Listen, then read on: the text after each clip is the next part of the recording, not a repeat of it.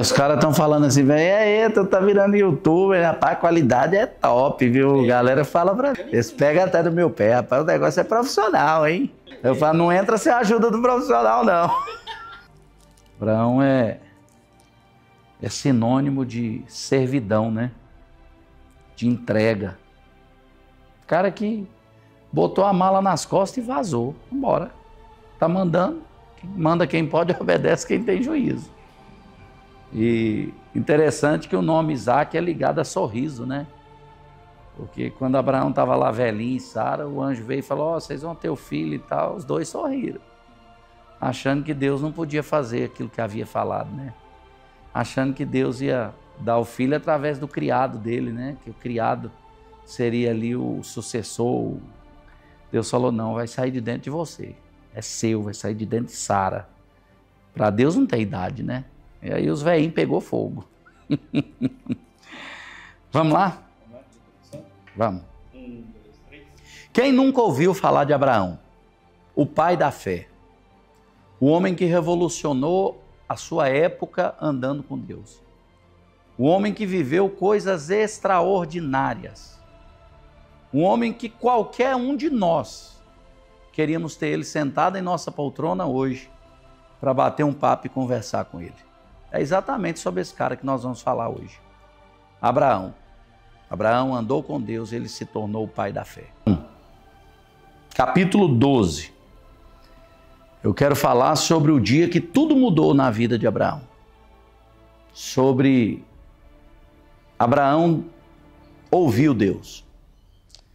Capítulo 12, verso 1, 9 vai dizer, ora, disse o Senhor a Abraão, sai da tua terra, da tua parentela, da casa de teu pai, e vai para a terra que eu te mostrarei, e te farei uma grande nação, e te abençoarei, te engrandecerei o nome, sê tu uma bênção.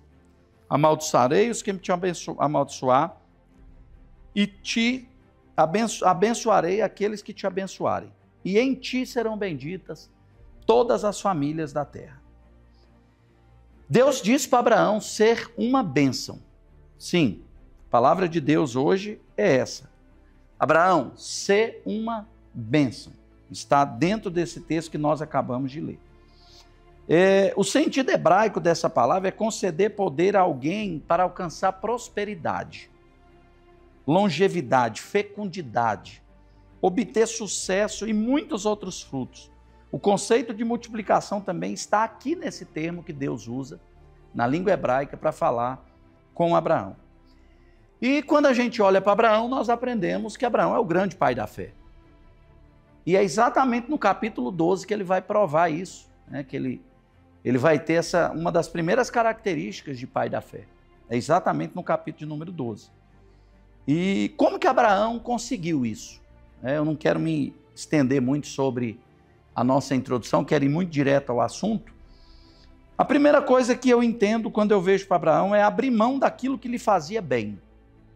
Imagine você estar na sua casa, vivendo com a sua família, no meio da sua parentela, uma vida tranquila, e de repente Deus chega e diz, sai do meio da tua parentela e vai para uma terra que eu lhe mostrarei, porque família é zona de conforto, né?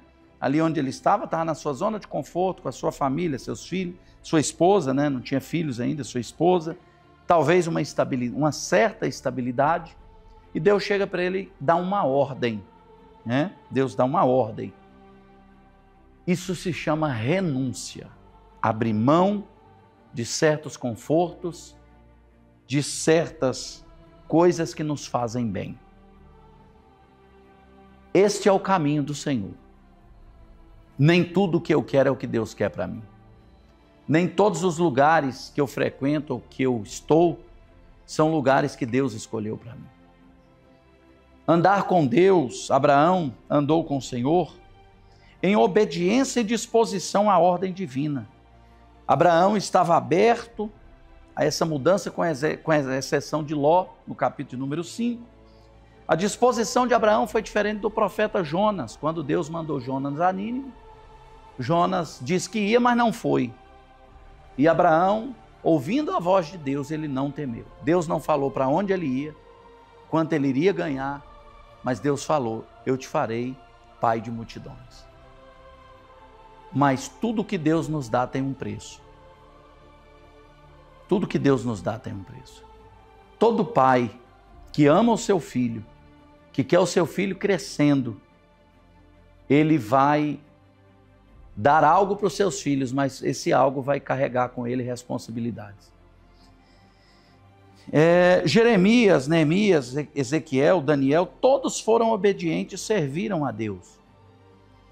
Fé é ter confiança nos planos de Deus. Hebreus vai dizer que a fé é o firme fundamento das coisas que não se veem e a certeza das coisas que se esperam. Porque eu acreditar que eu vou receber o meu salário no final do mês por eu estar com a minha carteira assinada, é fácil. Mas e quando eu não tenho a carteira assinada e Deus diz, eu vou te dar? Deus não falou o endereço, Deus não falou para que povo, Deus só disse, saia. Eu não te quero aí. O que eu tenho para você não é onde você está, não é com quem você está e não é da maneira que você está. O que você faria? O que eu faria com uma ordem dessa? Eu ficava preso ao que eu vejo, ao que eu posso tocar, ao que me dá uma segurança, ou eu confiaria num Deus que estava me dando uma palavra de ordem? Vai e deixa o resto comigo. Fé é exatamente isso. É dar o primeiro passo em obediência à ordem do Senhor e deixar com que o resto Ele faça. É confiar nos planos dEle. Os planos dele são melhores e maiores do que os nossos, sempre são. Hoje eu olho para trás e percebo que se algumas coisas tivessem acontecido na minha vida lá atrás, eu teria colocado tudo a perder. Nada teria funcionado, nada teria ido para frente. Mas quando eu entreguei aos planos de Deus, eu me desarmei, eu entreguei o controle na mão dele. Eu entendi que os planos dele são melhores que o meu. Abraão nos ensina uma palavra chamada intimidade. Capítulo 12, verso de número 7. Apareceu o Senhor a Abraão e lhe disse, darei à tua descendência essa terra. Deus não aparece para quem não tem intimidade. Foi assim com os discípulos, com Jesus. Tudo que ele tinha para falar de forma especial, na maioria das vezes a multidão não podia ouvir. Seus discípulos ouviam. Eram seus íntimos. E tinha um que era tão íntimo que ele deitou no peito de Jesus e pôde gozar da intimidade do Senhor. A Bíblia diz no Salmo 125 que a intimidade do Senhor é para aqueles que o temem. E a vontade de Deus é se tornar íntimo da gente. A vontade de Deus é que a gente tenha um convívio com Ele tão diário que a gente possa estar bem pertinho dEle todos os dias. Deus requer da gente adoração. A adoração, ela está ligada no Antigo Testamento a altares. Ele construía altares por onde ele passava.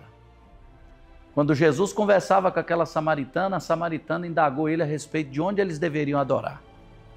Jesus, filhona, você não entendeu nada. Chegou o tempo, é chegado, que os verdadeiros adoradores adorarão ao Pai, em espírito e em verdade.